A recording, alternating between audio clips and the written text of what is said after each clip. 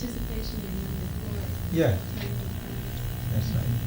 So we read yesterday about Aurobindo's description of Maheshwari, the mother of light, knowledge, Mahakali, the mother of might, power, irresistible strength, and Mahalakshmi, the mother of beauty, harmony. And last, 34, Mahasaraswati. Mahasaraswati is the mother's power of work. I'm sorry.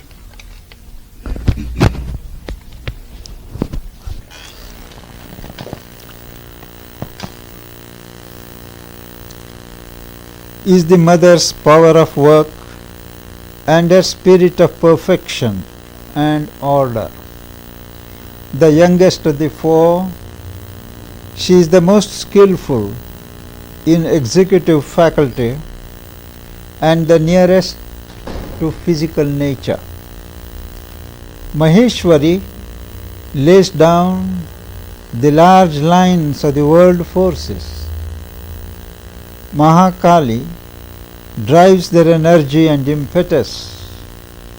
Mahalakshmi discovers their rhythms and measures.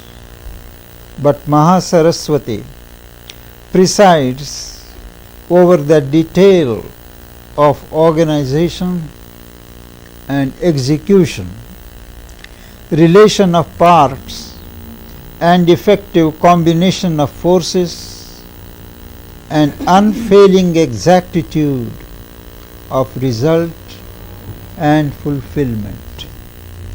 The science and craft and the technique of things are Mahasaraswati's province. Always she holds in her nature and gives to those whom she has chosen the intimate and precise knowledge, the subtlety and patience, the accuracy of intuitive mind and conscious hand and discerning eye of the perfect worker. This power is the strong, the tireless, the careful and efficient builder, organizer, administrator, technician, artisan, and classifier of the worlds. When she takes up the transformation and new building of the nature, her action is laborious and minute and often seems to our impatience slow and interminable, but it is persistent, integral, and flawless. For the will in her works is scrupulous, unsleeping, indefatigable.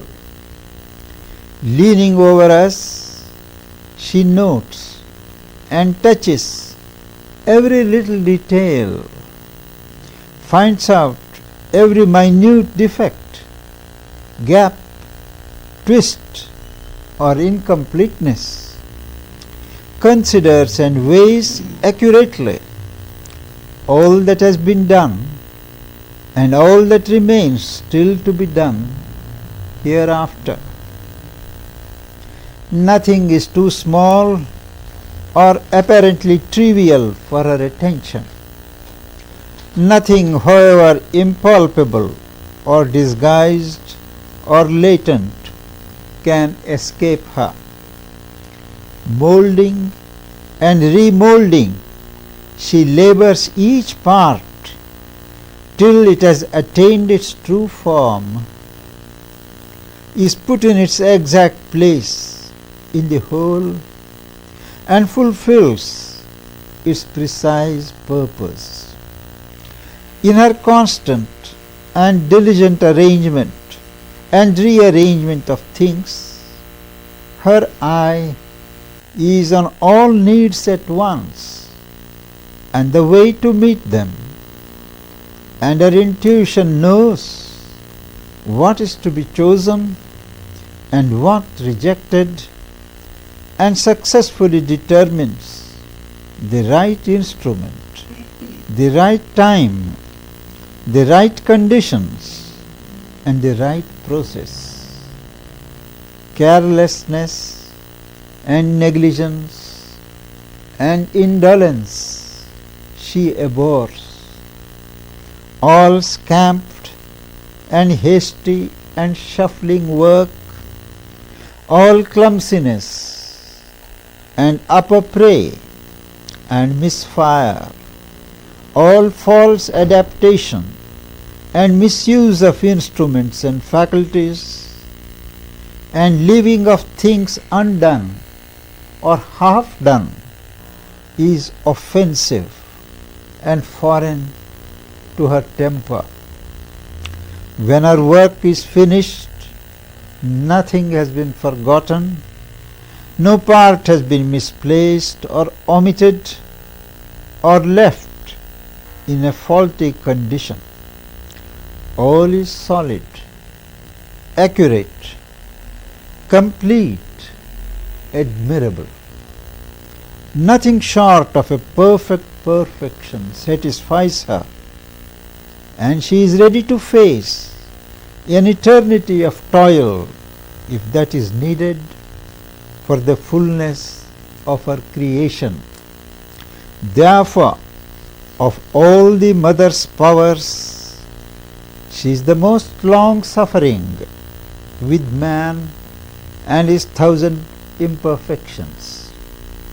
Kind, smiling, close and helpful, not easily turned away or discouraged, insistent even after repeated failure, her hand sustains our every step on condition that we are single in our will and straightforward and sincere.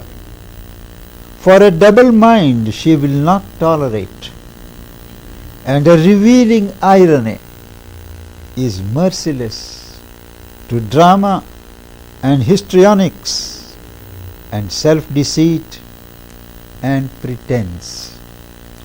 A mother to our wants, a friend in our difficulties, a persistent and tranquil counselor and mentor, chasing away with a radiant smile the clouds of gloom and fretfulness and depression, reminding always of the ever-present help, pointing to the eternal sunshine. She is firm, quiet, and persevering in the deep and continuous urge that drives us towards the integrality of the higher nature. All the work of the other powers leans on her for its completeness, for she assures the material foundation, elaborates the stuff of detail, and erects and rivets the armor of the structure. That is the fourth power of the quaternary of the manifestations of the Divine Mother. Now, do not imagine that these four powers of the Mother are somewhere in the universe, unseen, and are to be inferred. Actually, all the four powers are inherent in each one of you. Each being has something of these four powers, and the moment we become conscious, we become awake and accept and submit ourselves to the Divine Mother, these powers in us begin to function. All that is required is to satisfy the conditions that are necessary for their functioning in us. It requires a constant vigilance, constant exertion, and sincerity of purpose. And when the human part not only invokes but seconds the work of the higher powers, this pattern of life, the structure of life begins to change. An important truth of Sri Aurobindo's integral yoga is that it consists not merely in an inner efflorescence, release of the soul from slavery to nature, ignorance and falsehood, not only opening of the different layers of consciousness in oneself, but also the external life undergoes a progressive change in the image of the inner progress. In most of the traditional yogas, the outer life is of no consequence. It is the inner that occupies all the attention. The external life is allowed to run its course, like the potter's wheel in the classic image. The potter turns the wheel once, thereafter it goes on its rounds. So, a liberated person in the older context, he lets nature have its course till it completes its karmic rounds and comes to a stop on its own. But not so in the yoga of Sri Aurobindo and the Mother.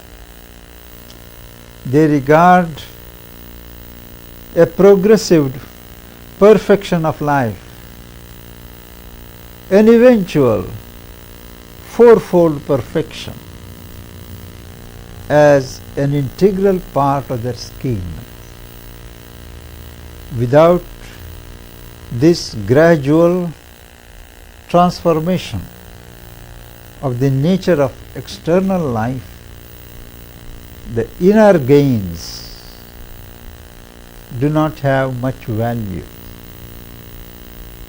And this fourfold perfection has been described very simply by the Mother. And she says, the divine manifests in the mind as knowledge, in the soul as love, in the life vitality, life dynamism, the vital as power, in the physical as beauty. And every seeker who wants to practice this teaching has to build these values in one's life. Beauty at the physical level, power at the vital level, love at the heart or the soul level, and knowledge at the level of the mind. This is the famous quaternary. It is a very ancient vision of the seers of the Veda.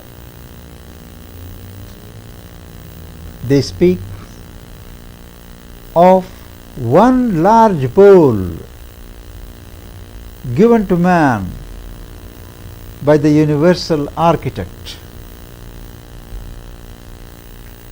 the artisans of immortality, the Ribhus as they are called,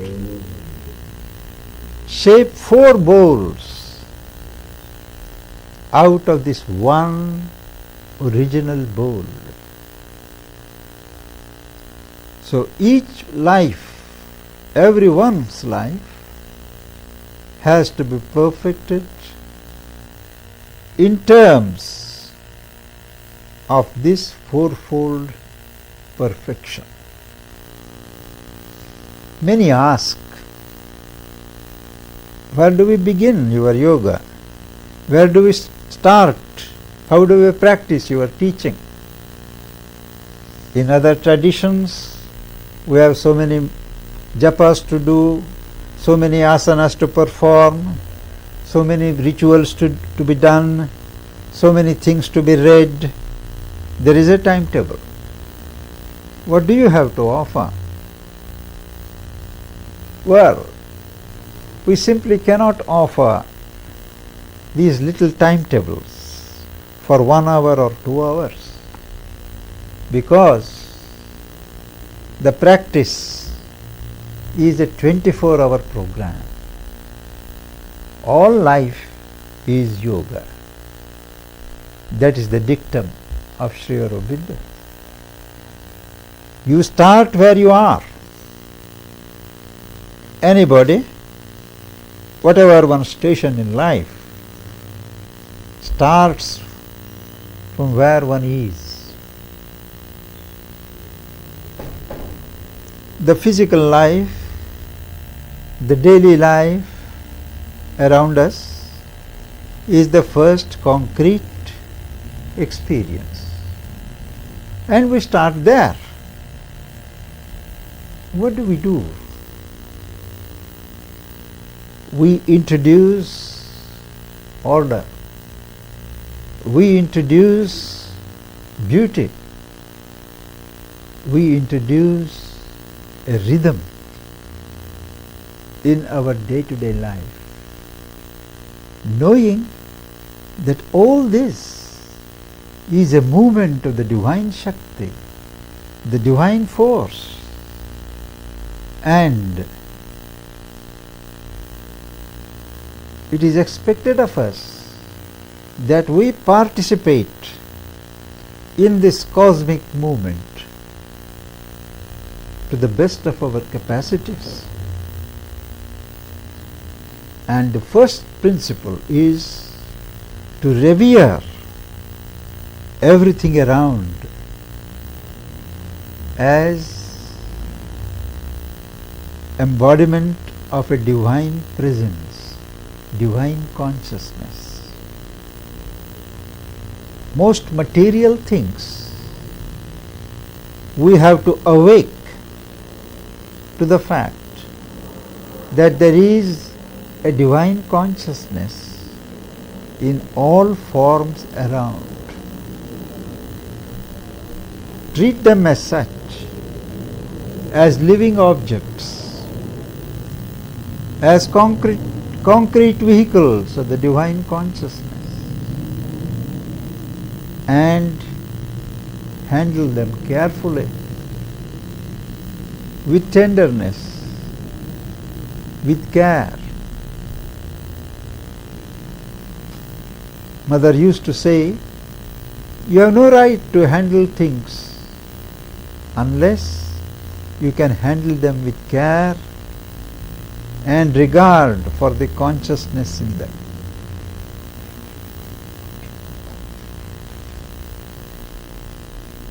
Everything around us is to be treated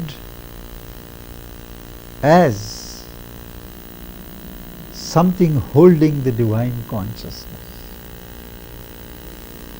And in cultivating this approach, learning to be awake to consciousness in things around, our own consciousness gets heightened. We grow in consciousness in the measure in which we awake and regard consciousness in things.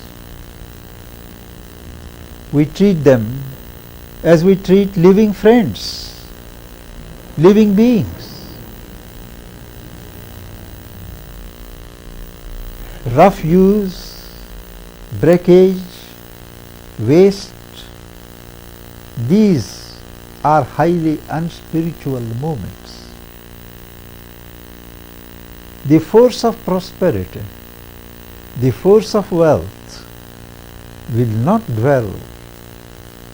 On the other hand, it is repelled where there is unconscionable waste, where there is negligence and sloth and disregard of things. And it is from that point of view that the colossal waste that is going on in this country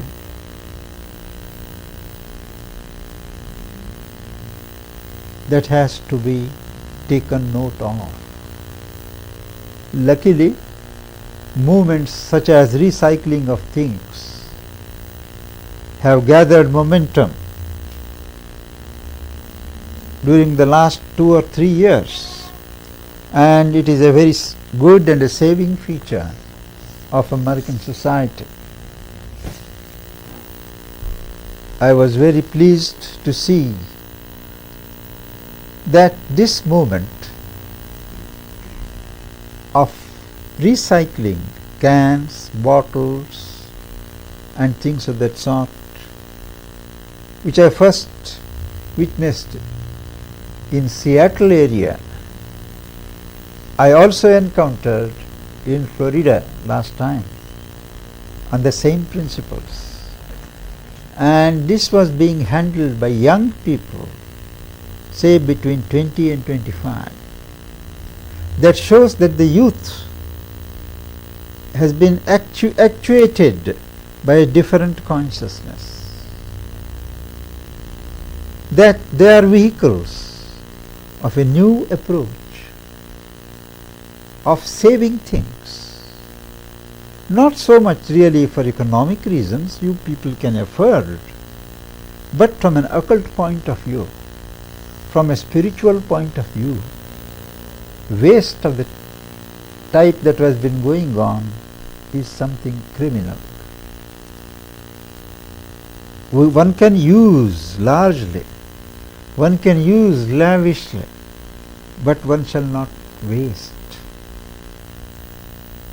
Wealth, resources, they are concentrations of a divine energy and consciousness meant for a speedy evolution of humanity Godward. and they shall not be misused. So in one's everyday life, it is a yogic principle not to waste things. One can use plentifully, one can give largely, but not allow things to rot, to waste. They must be always in movement, whether it is money or material things. They must be always in use, in movement.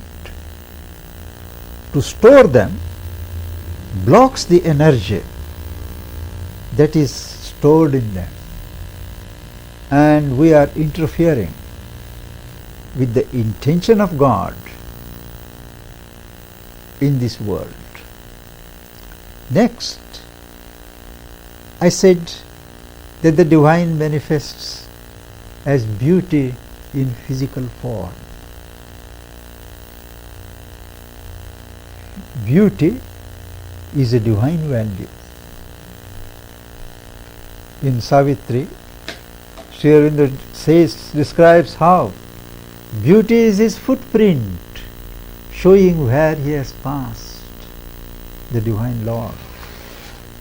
Elsewhere, he speaks of beauty as an interpretation of the eternal. So we have to build beauty in our lives. Physical objects, physical arrangement of things at home, in our offices, wherever we are.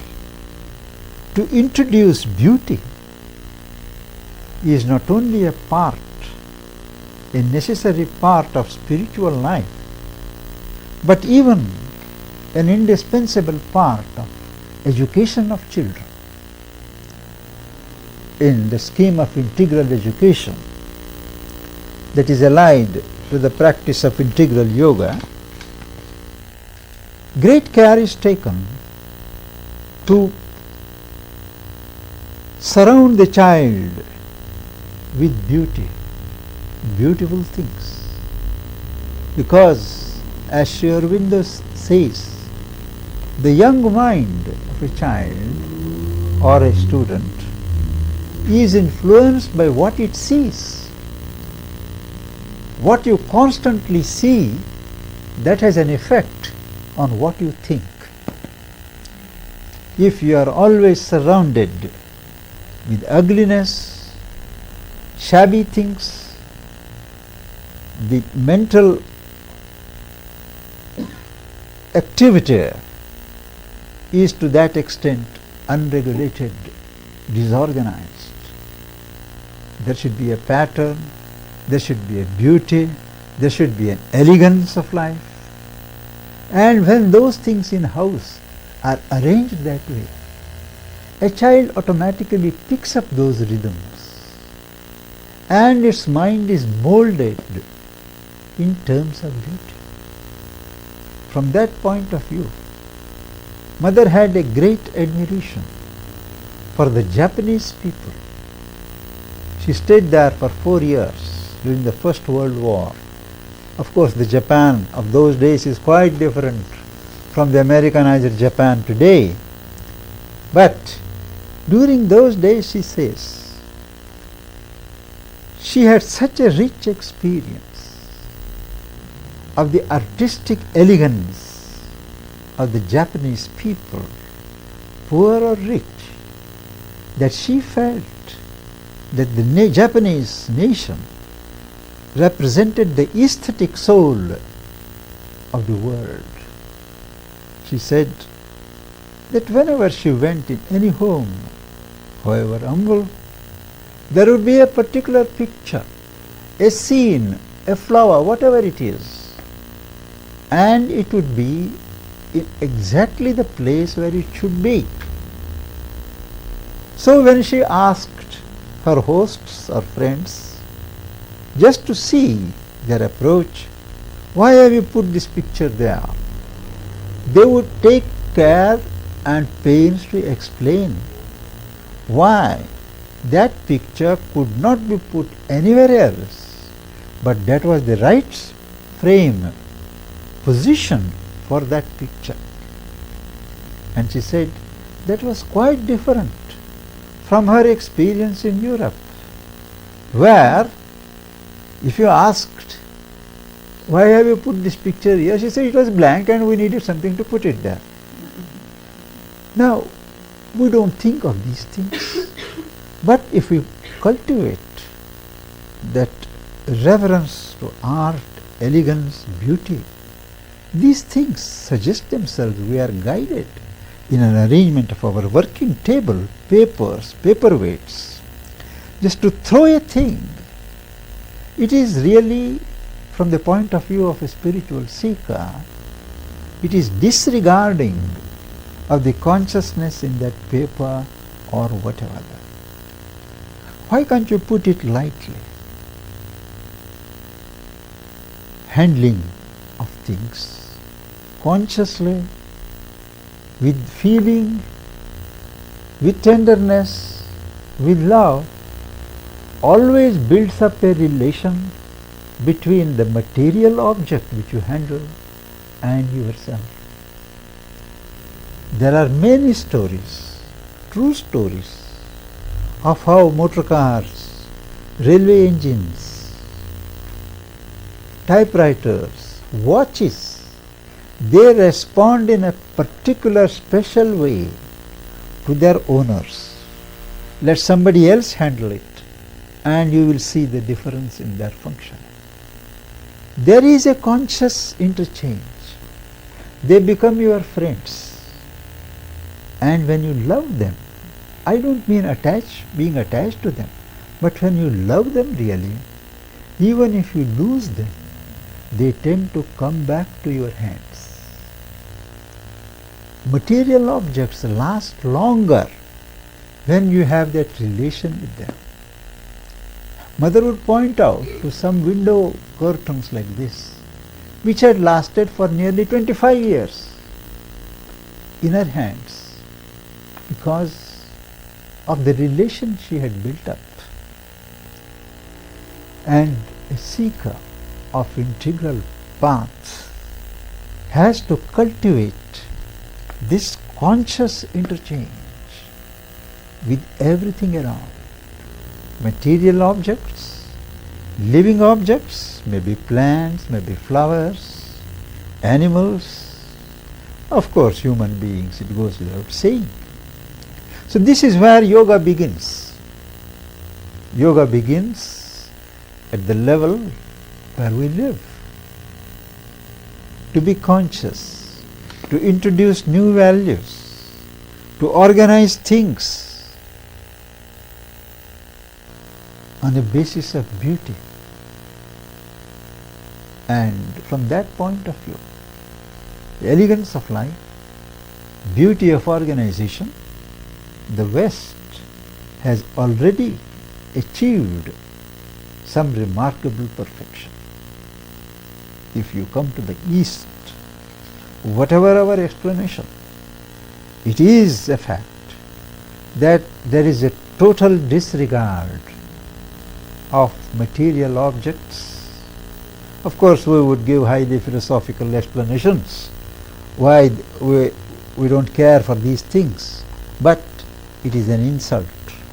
It is an insult to the divine in material objects to use them roughly, to disregard them, not to give them the due respect and organize them as we would organize living, friends, living human friends.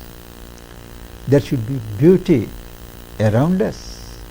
There should be beauty in ourselves.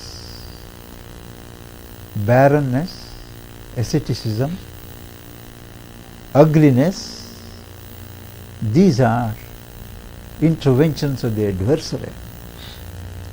The divine is always adored as a picture of beauty.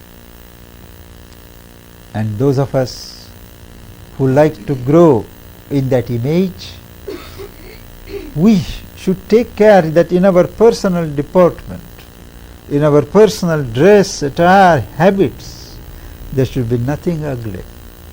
all must tend towards beauty, some pattern, some proportion.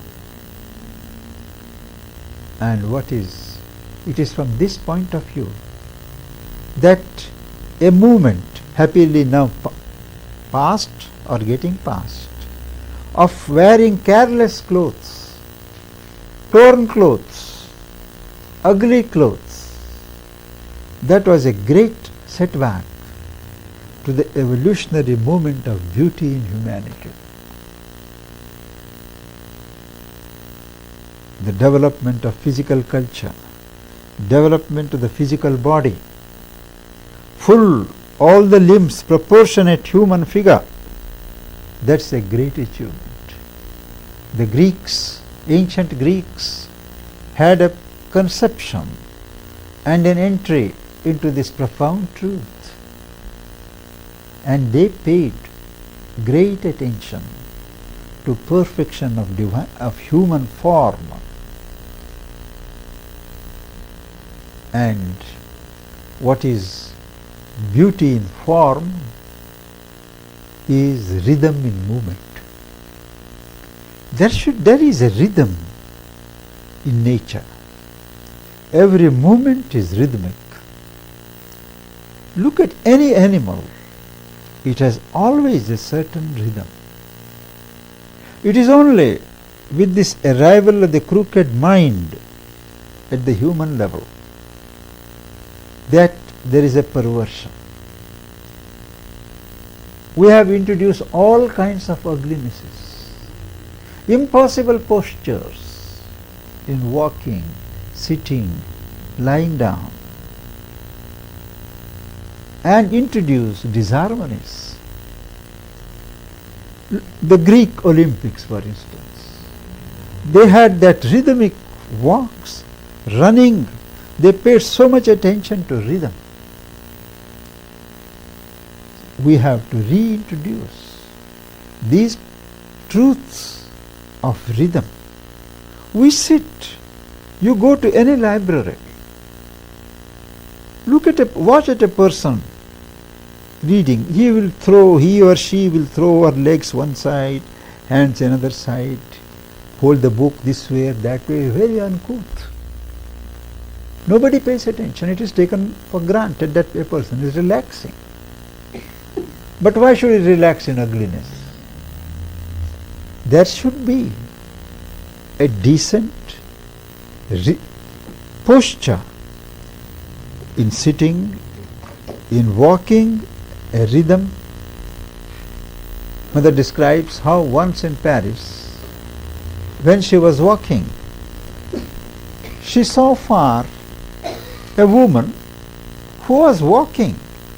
She said she was walking with such grace that an entire aesthetic civilization came to her view, and she just stood there and watched that woman walking till she disappeared around the corner. So there was such effortless grace in her walk. She said it brought her whole world, another aesthetic world. Now this, accustoming ourselves to rhythm in our movements, whatever our movements, a rhythm, keeping out uncouth, ungainly postures and movements. It is also part of integral perfection of life. Now that I have offered these sidelights, I would want to know the reactions of friends here. I am sure to many of you it is a new perspective, but would you have something to say? I don't want the new perspective, but I have always a perspective. Good. I dislike anything ugly. I'm not perfect in all sound. I don't mean that. But I like this. Oneself, dark and nice.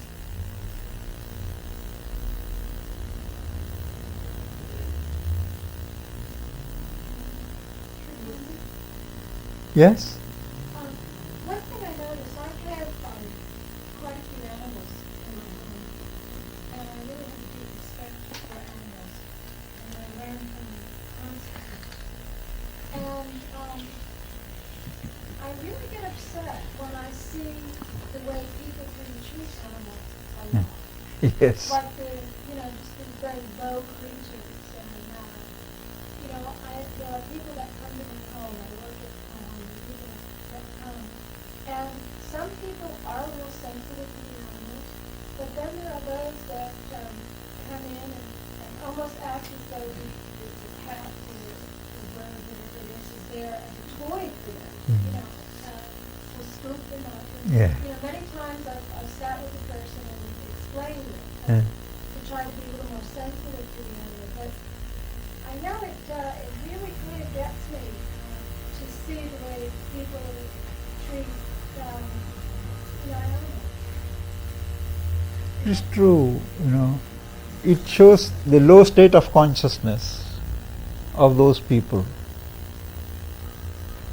But here at least that much. But in other countries, there are societies for the prevention of cruelty to animals.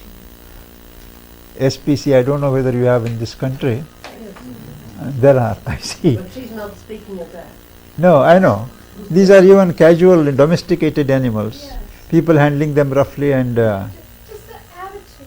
Yes. They're just so low, you just go to stress. I think that reflects their own state of consciousness, And that is where education is required. And orientation of our own consciousness is never enough.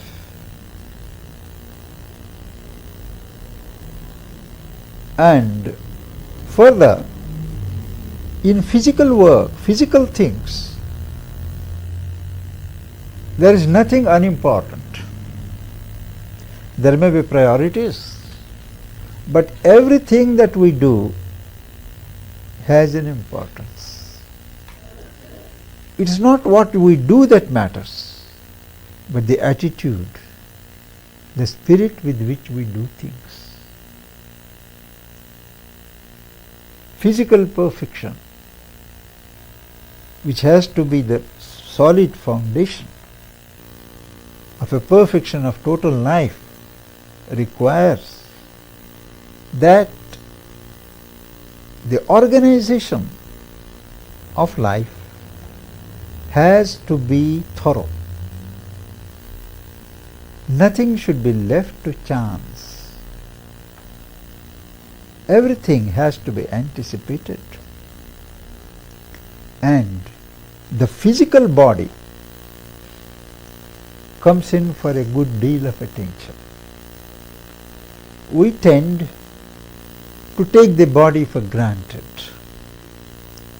In the older spiritual traditions, the body was looked down upon as a snare, as something sinful, and it was discouraged to pay attention to the body.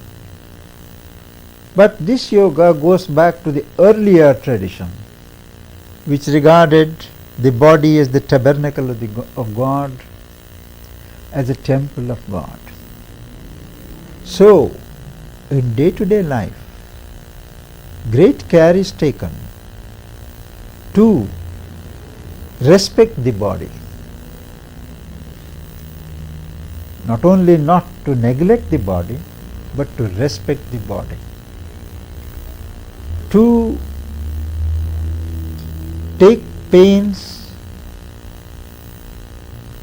to correct whatever defects there may be in the functioning of our bodies. To do physical culture exercises or asanas or whatever one chooses. To awake the consciousness in the body. Just as we have consciousness in the mind, in the heart, in the body also, there is what is called the body consciousness. The body consciousness, or what you may call the body mind, is independent of the mental mind, the mind in the heart. Mind is not confined here to the brain, at any rate in the spiritual context. And the body has an intelligence, has a mind, has a consciousness of its own.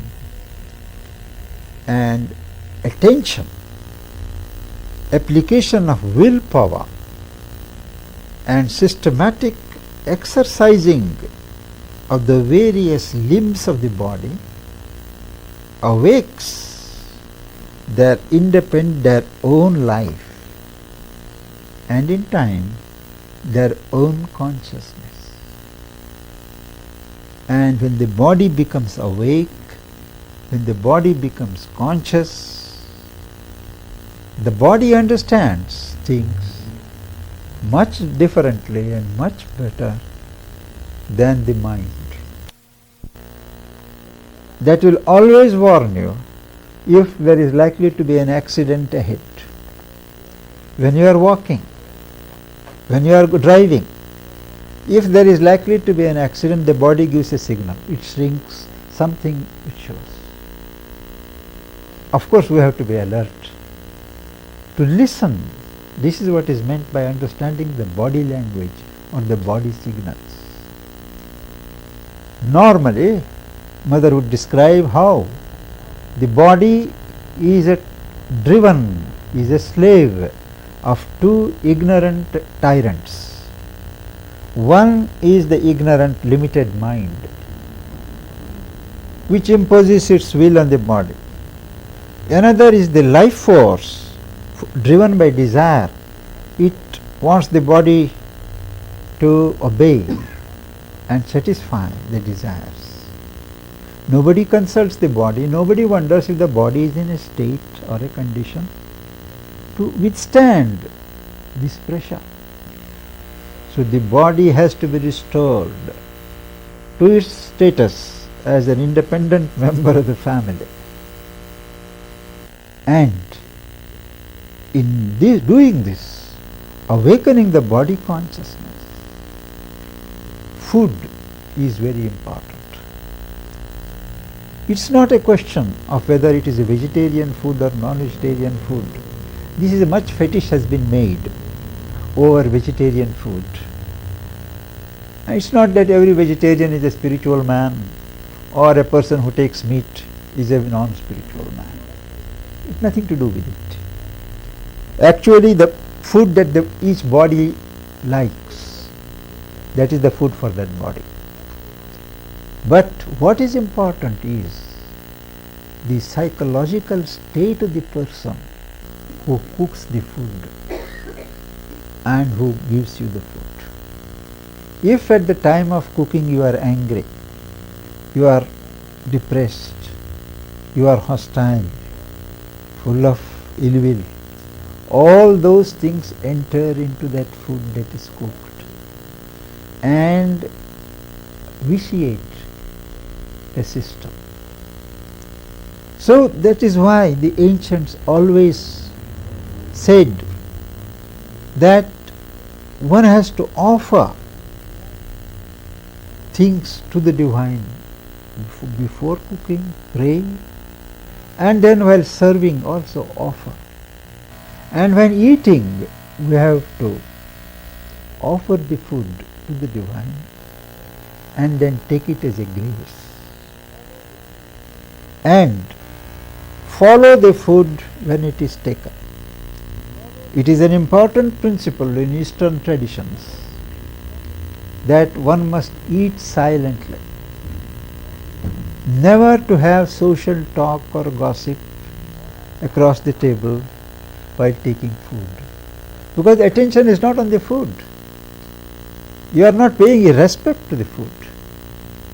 So the food has to be taken gratefully, with attention, with the prayer, with the will that it should add to the nourishment of the body.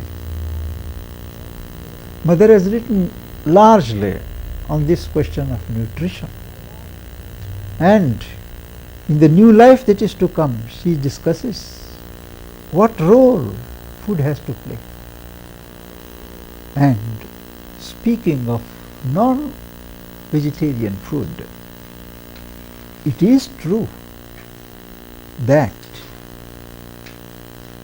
when you kill an animal, imagine what it feels. There is that uprush of anger, grief, revenge, all these together, and they rush into the bloodstream. And when you eat that food, all those psychological minus movements enter into the system. Normally it does not affect because we ourselves have got worse movements and things square up. But when you live a spiritual life, a conscious life, these things do matter. But of course there is a question of balancing, there is a question of priorities, and we have to see what is what.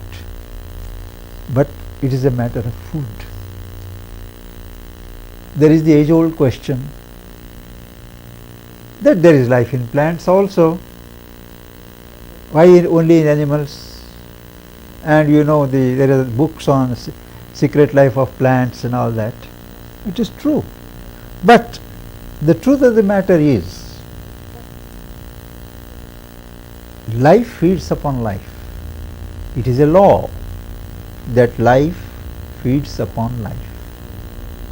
Only when you take a lower form of life, you interfere less with the economy of nature. The higher the type of life that you eat, that you kill, the more you interfere with the economy of evolving nature. It has brought life up to a certain level, high level, and there if you cut it off, you are certainly interfering. At the plant life level, it is a lower form of life, and you don't interfere that much. Well, these are incidental thoughts for you to consider, but they are not to be taken, as absolute things which we have to somehow observe in life. They don't have much directly to do with spiritual life, but in an integral perspective, all these things have a part. Similarly, sleep. Sleep is a device of nature to recoup and replenish the energies that are used up during the daytime, during the waking hours. But how many of us really go to sleep well? How many do not get up tired in the next morning? Because when we sleep, mostly it is only the body that is asleep. The mind, the vitality, the emotions, they are all furiously at work. The physical lid is removed, that's all. The whole rush of the subconscious, disorganized mixtures, the mind rushing about, they don't give any scope for recuperation. So one has to learn to have what mother calls the conscious sleep. Now, what is conscious sleep and how do we do it? We shall take after a 15-minute break. Of consciousness in things, and I thought I should narrate to you how some 2 years ago, when I was touring this country as the national lecturer for the American Theosophical Society, they took me in the northwest to one place in the hills where there was a small community and they didn't believe in modern technology. So there was no electricity, and they were always afraid of the government people. It seems it is illegal not to have electricity. Yes. So they are living in a place and they are always afraid that the government people may come at any time and they take them to task. And the house where we stayed belonged to a gentleman who had built the house himself. Very fine, gracious man. He had a Mexican wife. He himself was an American. And he had built the house in such, he was a musician. He had 7 guitars, placed in different corners.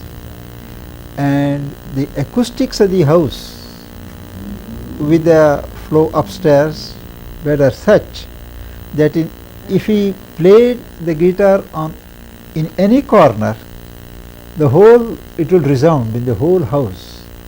There will be 7 sounds or something like that. It was beautiful.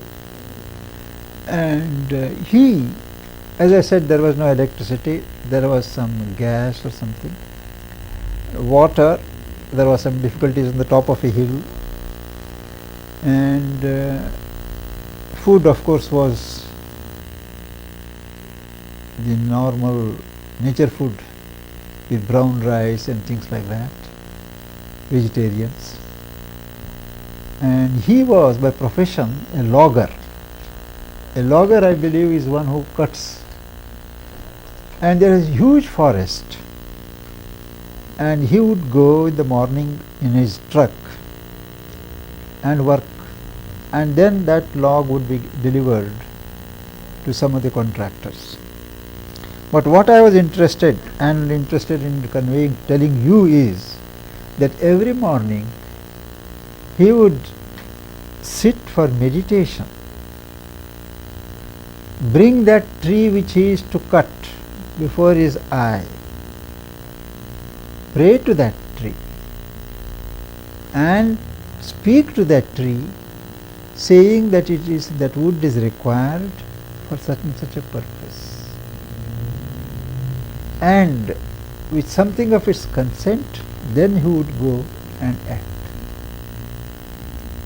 Otherwise, the man was so sensitive that you can't imagine him cutting a tree like. But he had that operation, he had that communion, and there was a spiritual glow about him.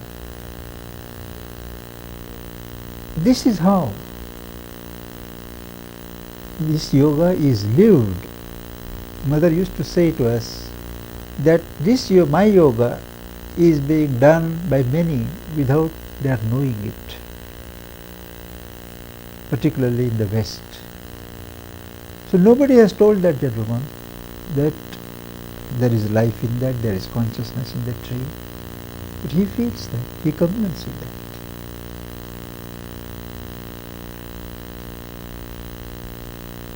We were speaking about sleep. As I said, most of us miss the opportunity given by sleep. And how to make sleep rewarding? The answer is to learn the right technique of sleeping. And the right technique is to turn the sleep into a conscious sleep. We slide into a moment of unconsciousness when we go to bed. We remove all control, relax.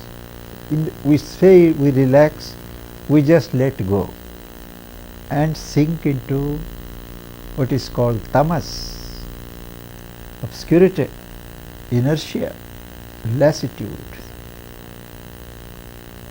Now once you start practicing this yoga, you have to pay as much attention to the night as to the day, as much attention to sleep as to food, or perhaps more. And the first principle is never to go to sleep when you are tired. When there is fatigue, don't go to sleep immediately. The body will be more fatigued by that process.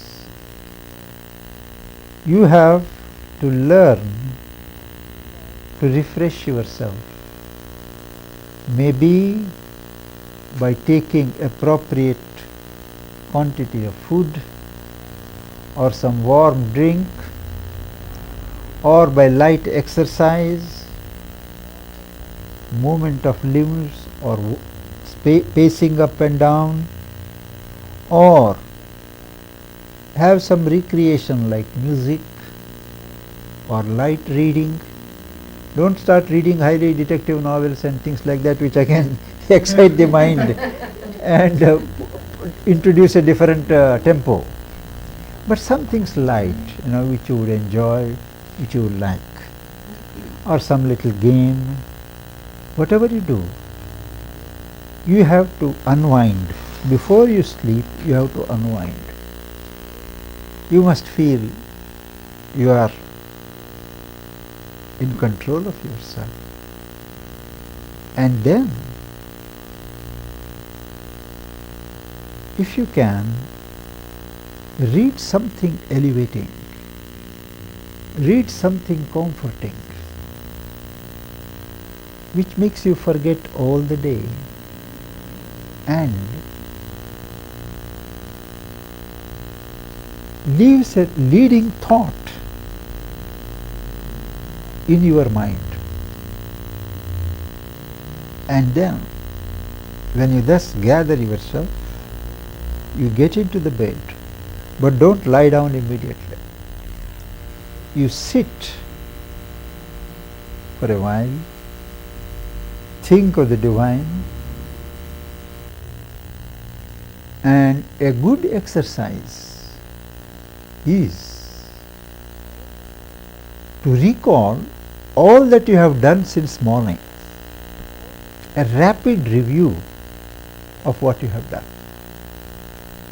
Mentally note where you have failed yourself, where you have backslided. Make a determination never to do it tomorrow. So each day you check, and in the process of doing so, your memory power gets strengthened. Otherwise, by disuse, as you grow in age, the memory power slackens. You have to exercise the memory muscles, and the easiest way is to recall rapidly what all has happened since morning, whom I have met, what I have read, what's plus and minus points today. Decide. Tomorrow, check up whether you have acted up to your promise to yourself. Now, after that brief interlude, you lie down, and Mother says, from the foot, from the toe, start relaxing, loosening, step by step. And as you do that, ultimately, you must be like a rag of cloth. Just you must feel lifeless. And when you are that, you think of a prayer, entrust yourself in the hands of the divine, meditate for a minute or two, and just slide into sleep.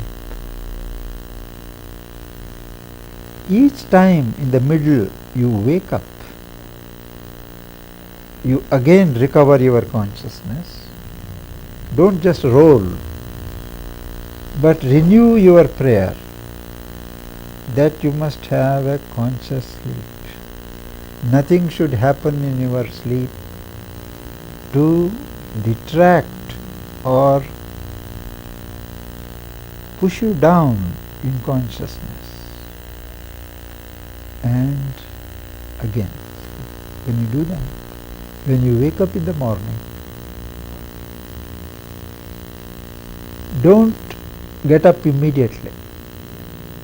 Continue without moving in the same state for a minute or so. Then the last dream or the last experience in sleep will come before your eyes. And if you are interested in getting to know what all happened at night, use that as the tail end and try to go back. Another scene will come. Take that as the beginning. Another one will come. So, in due time, you learn to trace back the developments in the night. And the very fact that you do it gives you a power not only to remember your dreams, but also to control your dreams. This is what is called becoming conscious in sleep.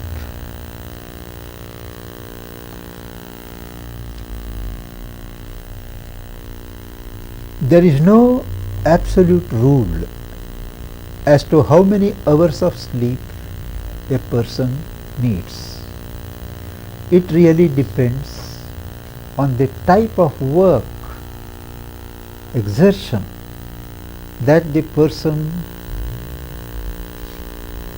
does in the course of the day. A manual worker will naturally need more sleep. A mental worker less. Similarly, a person who is sick will need more sleep, because there is no more healing power, no such healing power as sleep. And sick persons, children who are growing, they need more sleep. But the older we get, the less sleep we need. But it is always healthy to have adequate sleep. In countries like America, colder countries, the question of afternoon siesta does not arise.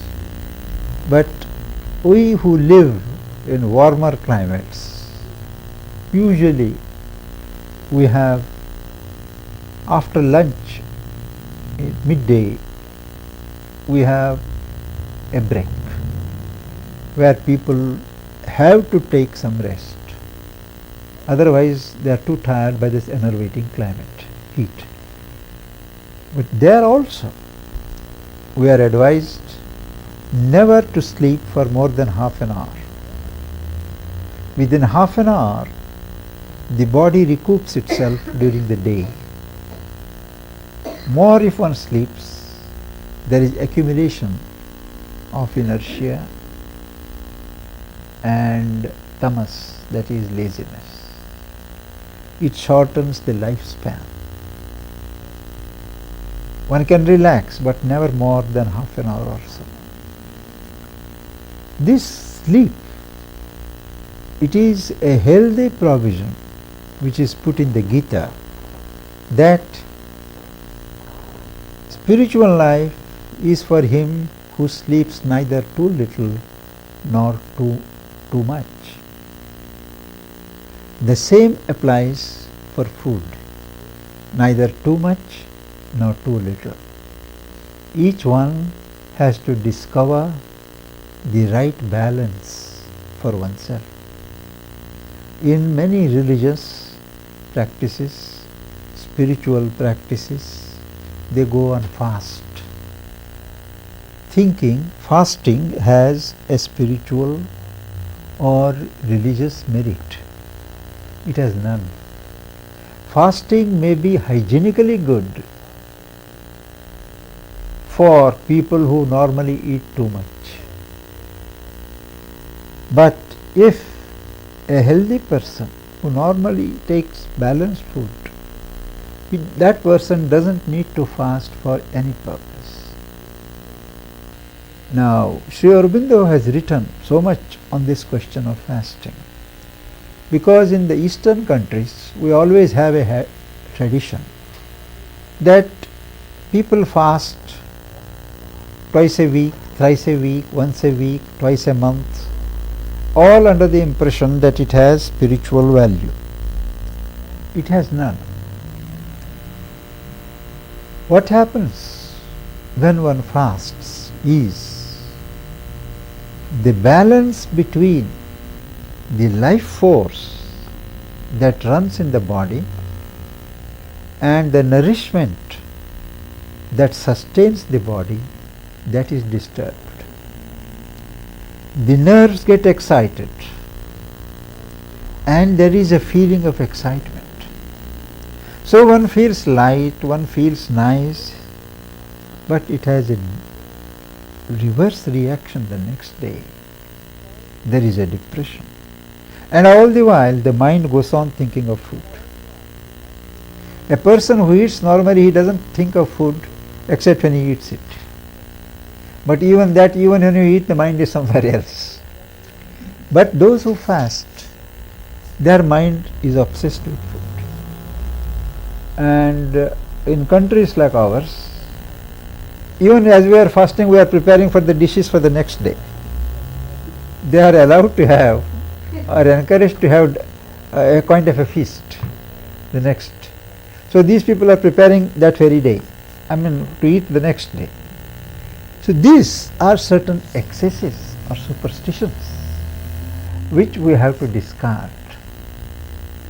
So balanced, well proportioned nourishment through food and through sleep is a healthy rule as far as this integral yoga is concerned. We spoke of physical activity, the necessity of rhythm and beauty in physical life, avoidance of misuse of energies, wastage of energies, introducing elegance in individual and social collective life, attending to sleep and food with a certain common sense, without allowing them to become fetishes, obsessions.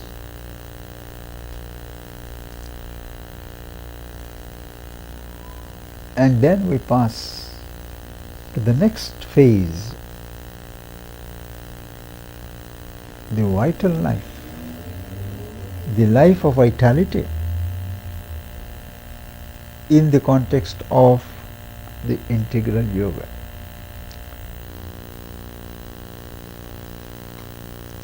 In the past, many of the spiritual traditions, activity in life was discouraged because it tends to draw one outward. Only certain activities which were supposed to encourage or promote religious or spiritual impulses were permitted in monasteries, in hermitages and the like.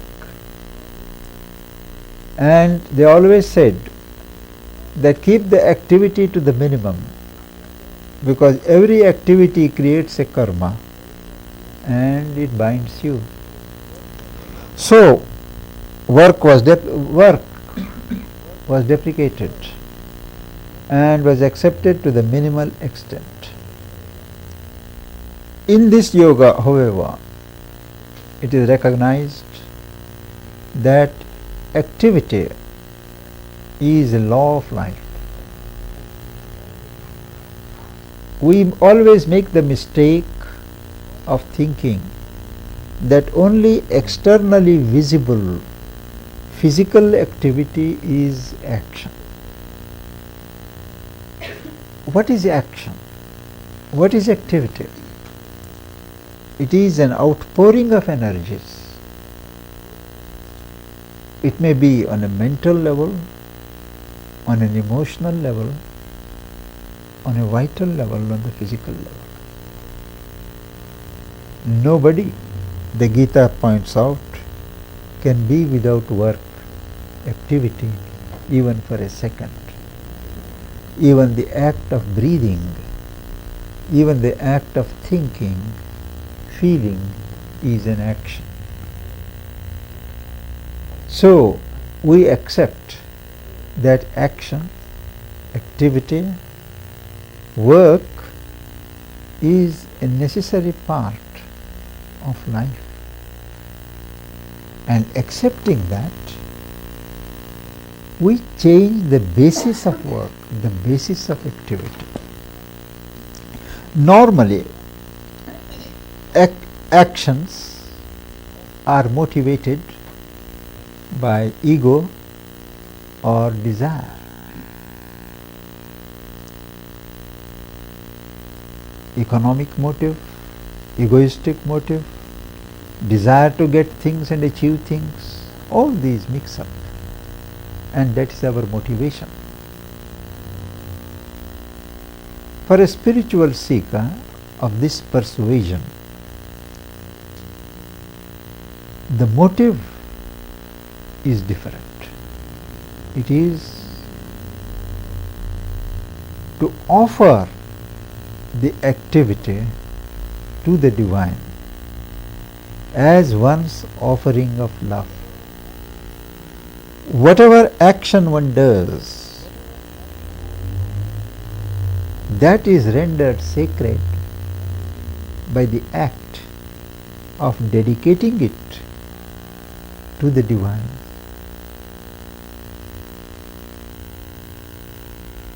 It is called consecration. Consecration is to make sacred. Whatever the action, whether it is manual work, physical work, or mental work, or spiritual, from the divine point of view, all work is same. It is an output of energy.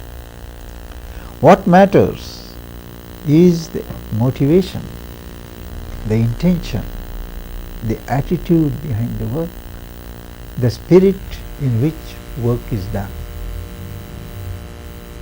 And there is what is called dignity of work. And once one remembers and offers the work of the day to the divine before commencement, its character changes. We must repeatedly remember that it is not just work, but it is something consecrated, a consecrated offering of ourselves to the divine. And when work is done in this manner, it ceases to bind. Only work done with a personal motivation forges the bonds of karma. But a work done in this manner, it does not only bind, but it becomes an instrument for liberation. Because it is a purifying moment when you learn to work without a personal expectation. You do it for the divine, and the true test that you have offered it to the divine is that you do not exercise any claim on the fruit of works. Whatever the fruit, whatever the result, you take it with equality, with equanimity. To work is our job, but the results are in His hands, to whom they are offered. This trains us to have an attitude of equanimity, just as when you offer the work, the quality of the work changes, because what you offer to the Lord, the Master of works, the Lord of your being, you do not want it to be a flawed offering. You try to do it as perfectly, as diligently as you can.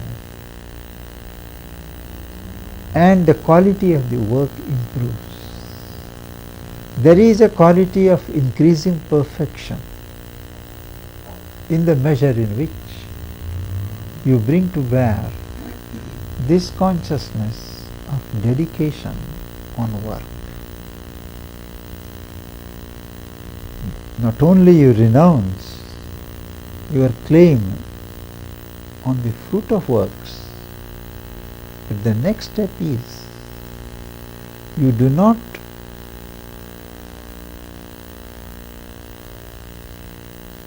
have a claim on the choice of work. Whatever work comes to you, you do it with joy. You do not say, this is not my work and this is not my work, this is low work or this is high work. The choice is left to the Divine. Whatever work comes to you, assignment comes to you, you do it as the best intended for your evolution, Godward. And next, you renounce even the sense of the doer, that you are doing and you are the doer. That egoistic feeling you have to give up.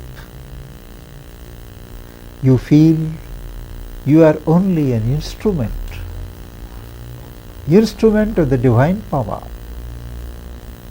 for doing the work. That instrument, that power, that Shakti works, and you are an instrument. Now, as one grows along, even the pride of the instrument has to be given up. You become a channel. You become just a channel through which the divine power flows and does the work. And it has been found that in the measure in which we do our work in this right spirit, at the end of the day, there is no fatigue. Fatigue is always a sign of failure of right attitude in work. For one who does work with the right spirit of dedication, of being a channel without claim of any kind, work is a means of progress, and there is joy, a continuous throb of joy in the limbs. And I myself have seen people practicing this yoga. At the end of 8 to 10 hours of work a day, their faces would be glowing and they would be sorry to part with work. They would even insist on working for more time, but mother would say, no, we shall not overdo things. It brings its own reaction. This utilization of a necessary part of one's life as a means of growth towards the divine, doing non-egoistic, disinterested work, unselfish work for the divine. That is the second part of yoga. And of course, the vital energies that we have they are to be properly channeled. This yoga does not believe in suppressing energies of whatever kind. Energies are God-given. We should find them the right channels, use them in the right way, not for dissipation, but for accumulation of power of consciousness. So those energies which are health building, building of character, building of upward movements, they are to be cultivated and promoted.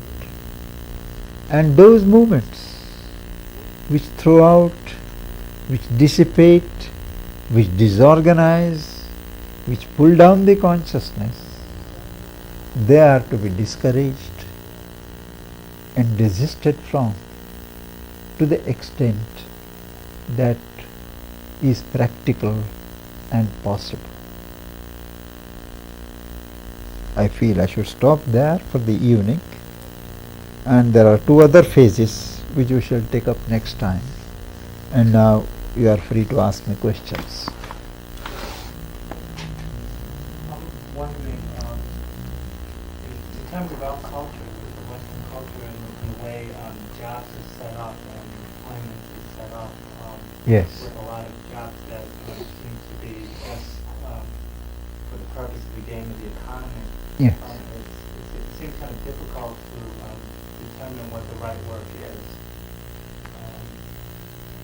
That is why it is always a rule for a spiritual seeker to take whatever work comes to one or is available as intended at that time.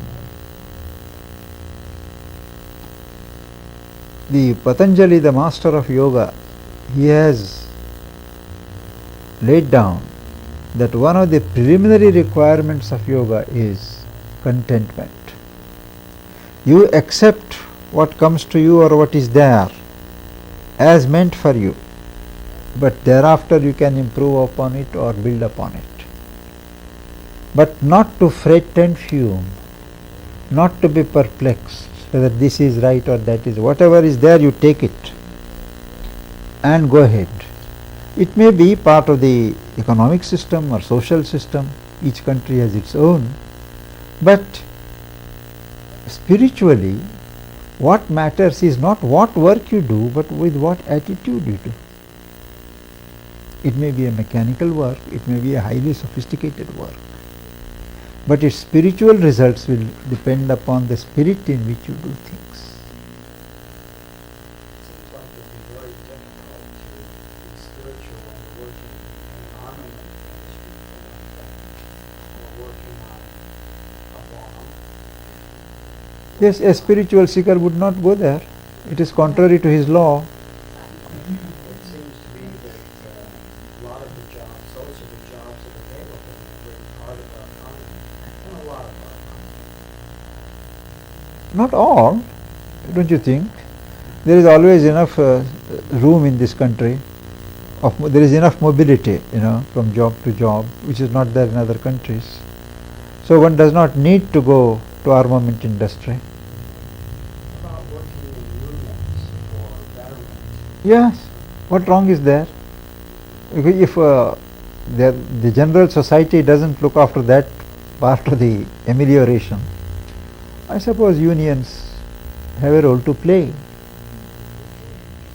But they go, when the union holds a whole society to ransom, there they are exceeding their limits.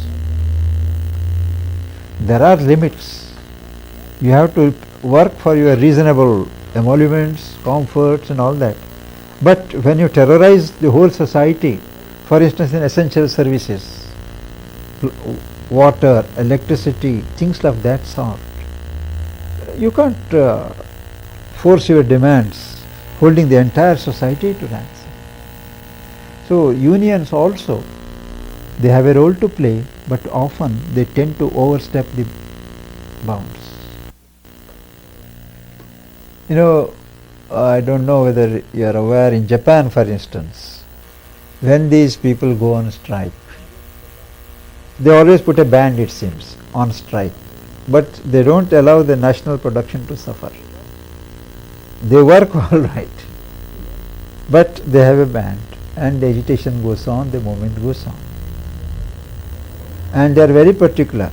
If a company has promised delivery of a ship, say by the 1st of November, well, whatever the disputes, they work and they say, let us settle our quarrel afterwards.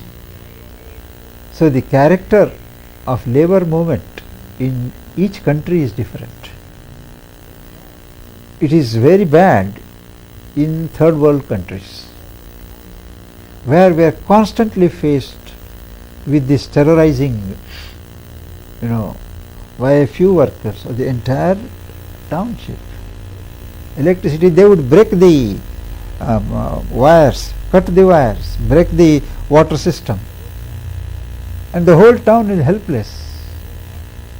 But the owners of the electricity or water companies, which they want to bring down, they have provided themselves very well with their independent means. It is the people who suffer.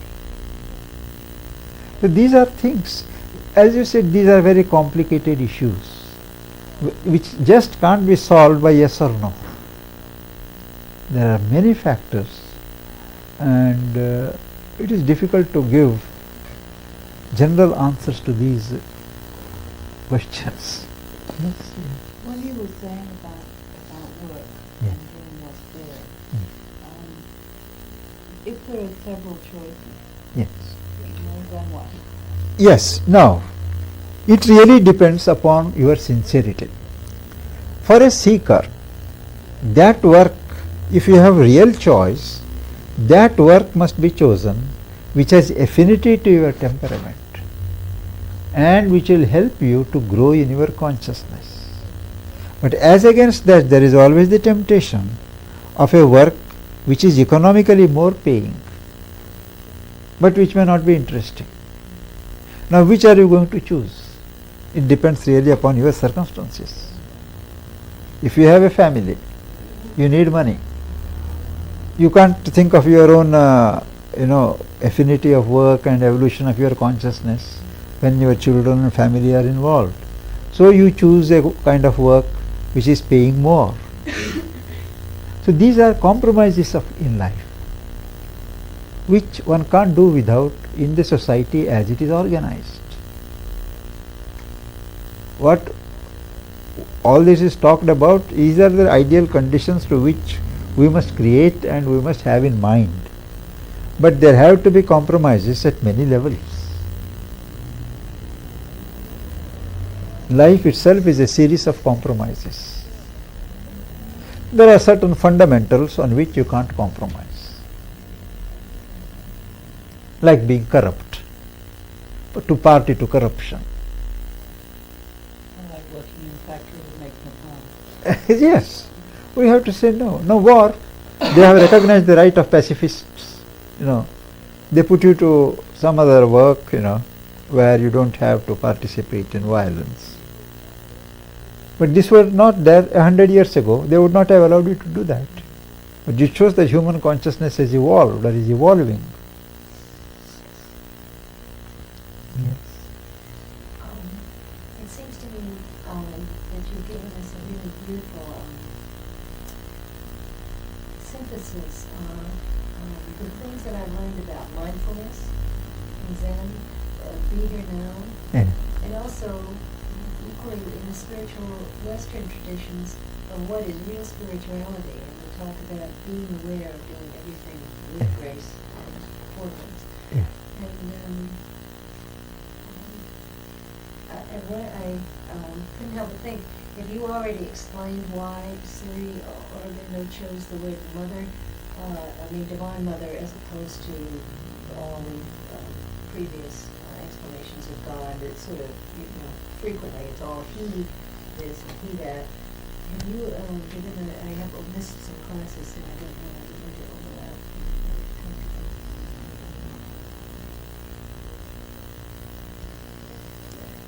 The word mother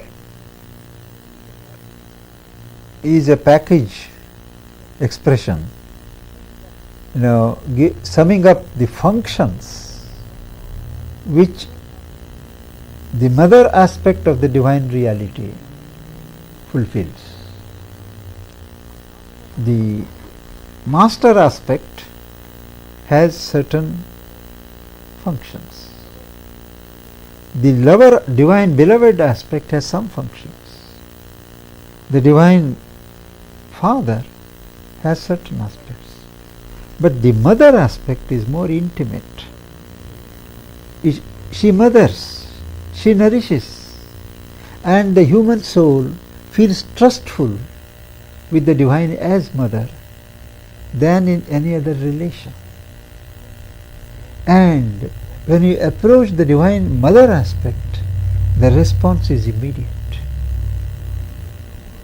So it is recognition of this truth that has made the motherhood of God a common philosophy in the East. Even in Japan, when they speak of Shintoism, Zen and all that, they have the goddess of mercy. So also in Tibetan Buddhism they speak of Tara. In India, the Divine Mother is always there, right from the beginnings.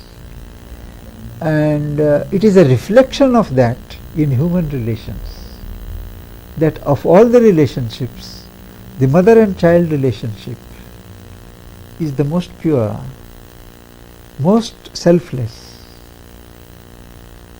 and the most meaningful.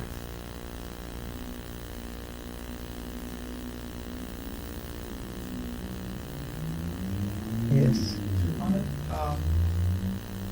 the idea, getting back to the idea of work and selfless work and accepting what one is working in and offering it to the divine and sort of going with what work you find. Can you explain how this might relate to someone who is, say, planning a career and who is making a choice of a career path over several years, which would require, say, going several steps along a particular path? For example, a businessman, even a psychologist or a teacher in the profession. Yeah. I can see there might be conflicts with Actually, a person who is earnest, he has to choose an ideal. Before he starts a career, he has to make up his mind what he wants to achieve in life. And according to that choice is the pattern of life. Supposing you are an artist, you are an artist, and you have that faculty crying for expression. Now, if you have really dedicated to yourself to that ideal, you have no difficulty. You will choose that profession or that path which gives scope for that faculty, whether it pays you much or not, whether you become successful in the worldly sense or not. All that you want is expression of your genius or temperament. But for if you want to be a success in the worldly sense, put your stamp of your personality, make a lot of money and that sort of thing, then you have to plan your life accordingly, which is going to pay more, which is going to give me more opportunities. So everything has to be decided by the choice you make as the object of your life. If you choose a spiritual life, for instance, well, first you have to see that the profession that you choose does not conflict with this. A profession which will promote violence, which will promote disordered life, well, you won't like it. But at times you can't help it. If there is conscription, what are you going to do in the army, for instance? Of course, now there is, as I said, pacifism. But still, to the extent that one can, one exercises a choice to see that the profession is not something antagonistic to the ideal you have chosen. But mother would say in answer to this question, that is, whatever profession you follow, you make it spiritual. You make it subserve your ideal. It may not be in your choice, in your hands. Circumstances may push you into a particular place where you have to do this job. Then it's no use sitting crying over it, but to do that in the right spirit. What is to be done, you do in the right spirit.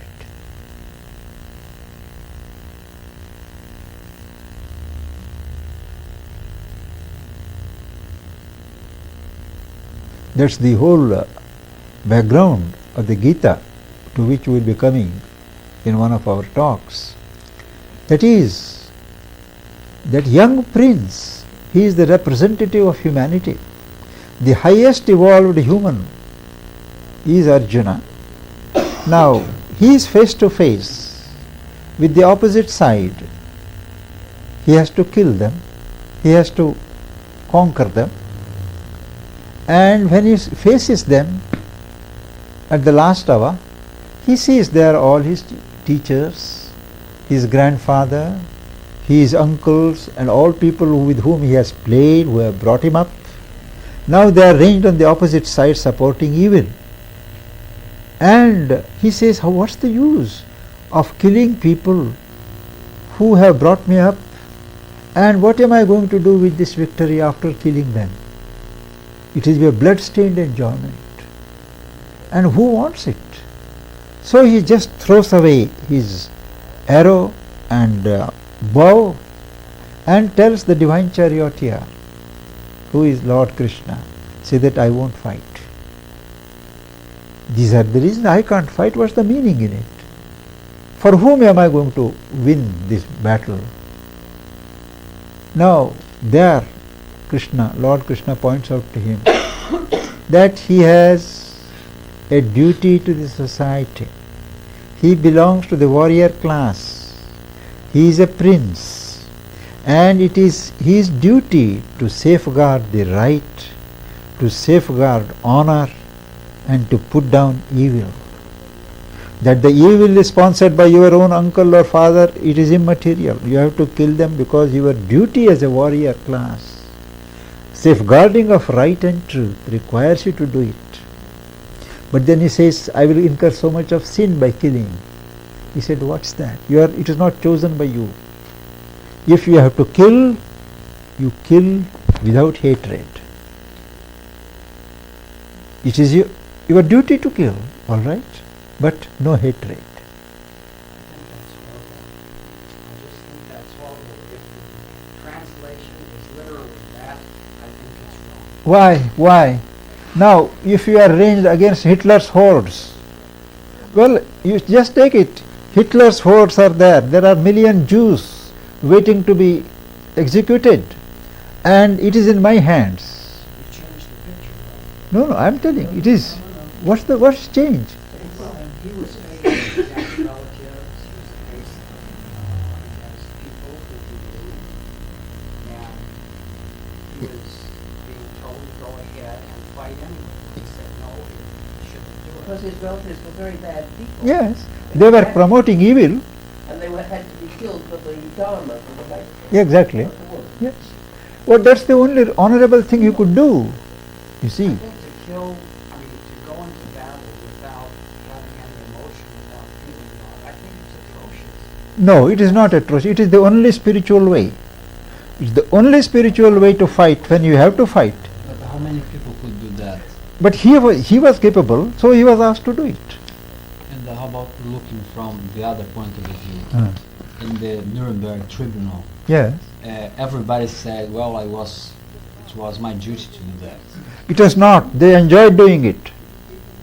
They enjoyed doing it. Only if some did it. Yeah, but let's admit that they were telling the truth. Yeah. They really were, because they would have to pay a price not to do that. Yes. And especially for the German But they had to mentality. take their orders from their superiors. Yeah, then they were fulfilling their duty.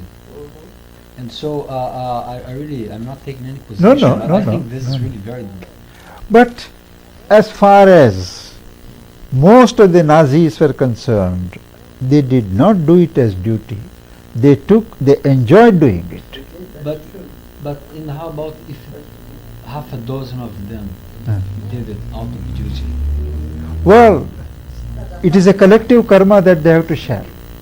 You see, there is what is called a collective karma, which you can't escape. It would depend on what you're doing the duty for. If you're doing the duty for the Dharma versus doing the duty for something very bestial, those are very different duties. See, if in a group 100 people have done wrong, You can't equate duties. I mean, the duty to serve something of good is very different. It has some consciousness in it. exactly. You see, I'm doing duty because someone told me to kill someone Yes. bestially. Yes. That's not, Yes. you know, that some part of you knows that's evil. Yeah, but I think it's the discussion of what's good, what's evil is very. There are people they are prepared to destroy the whole planet in the name of good. The other people too are going to do the same in the name of good. So How can it be good? Well, How can destruction well, of the but- planet be good? that's how they experience it, and it seems that the public opinion of both countries agrees with the majority of the people agrees with that, and probably that's why it's going to happen because the vibrations coming from the majority of the people supports that kind of policy. I think maybe the psychological essence of what Krishna is telling Arjuna in the Gita is to contain a conflict within himself. That he has one pull, which is his love for family and his revulsion at violence, and that's one dharma. And he has another dharma, which is his caste dharma, to fight and oppose evil, and that's another. And then it's all out on the battlefield.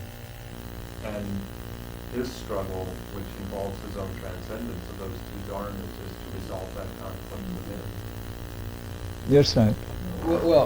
But I'd like just to ask a question.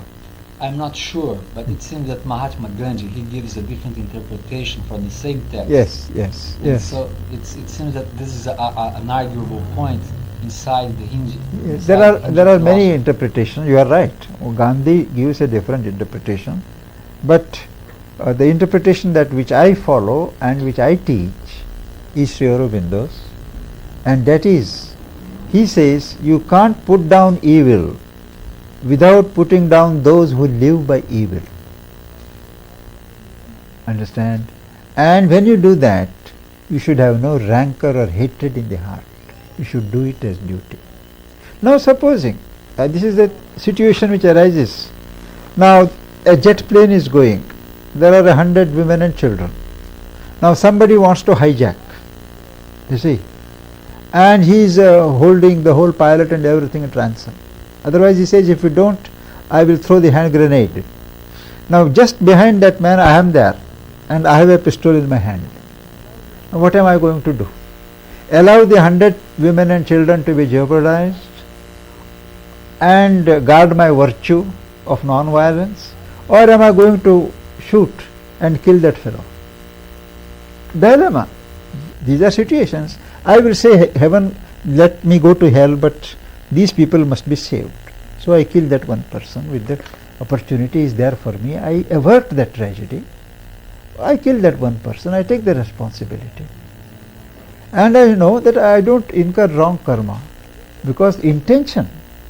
I don't hate that man, but he is doing wrong thing. And I eliminate him from the scene.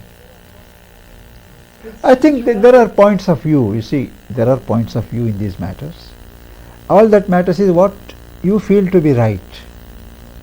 You said you take the responsibility. Yes. And if it does incur bad karma. Yes, I face take it. that risk. Yes, I face it. That seems to be what the Yes, I face it. I think it's real subtle. It's like sometimes you have somebody kill somebody that maybe they can capture just for out of fear Yeah. rather than out of Uh.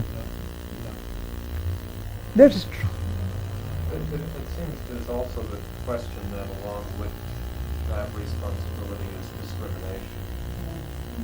That there's the whole question of discrimination in these Yeah. instances as to what the forces at work are. Yes. Both sides. Yes. But doesn't it make a difference too as to whether it comes from ego or from the emotions, the passionate thing, or whether it comes from that place was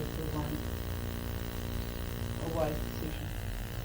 There's a vision of something beyond one's Right. personal Right. interest in the situation. Will you say some more about the collective? Yes. Each individual has his individual karma. But when one lives in a family, for instance, there is a family karma and one shares in that karma which can modify your individual karma. Similarly, there is the collective karma in which you as a member participate.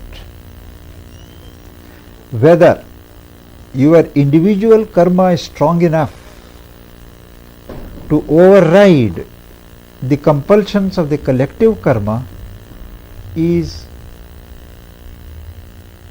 another matter. Thus, for instance,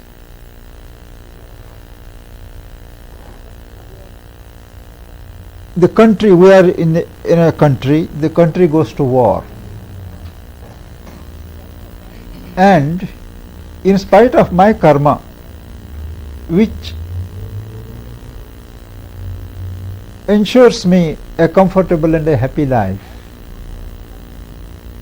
I am sent to war and I am killed. So that is a case where the collective karma overrides your individual karma, and you have to have your share in the collective karma.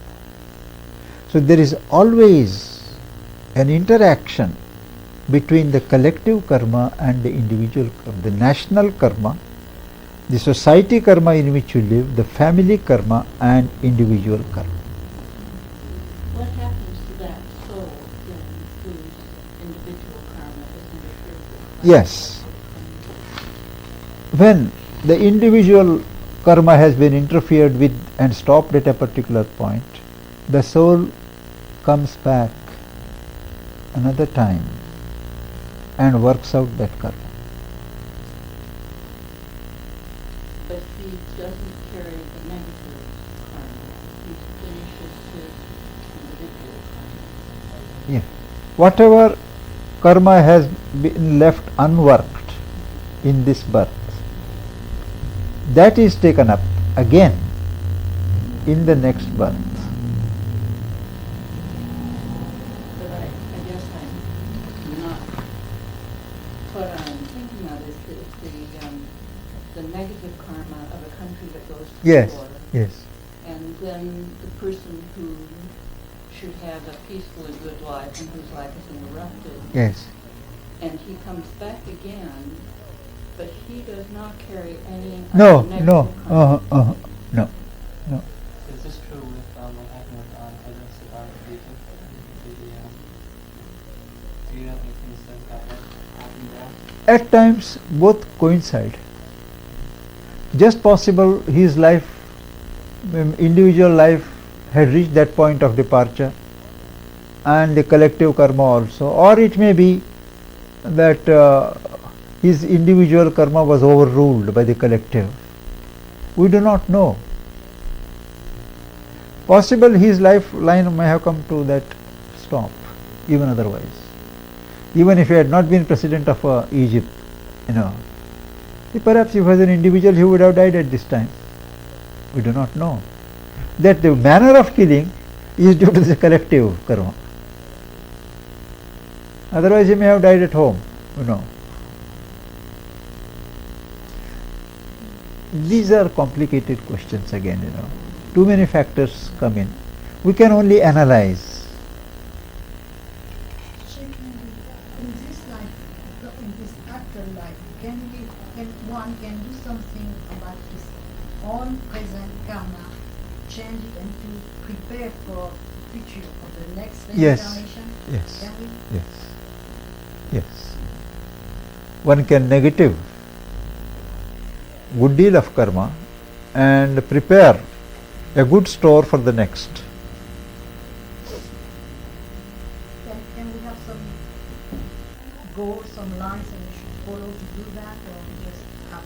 No. If we work with the will, to do the right things and the good things, they turn the scales in our balance, in our side. If we do wrong, harm to others, it goes against us. To understand that, yes. Is this modified the collective karma?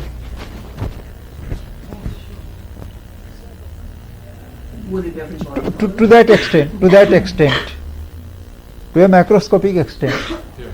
it does.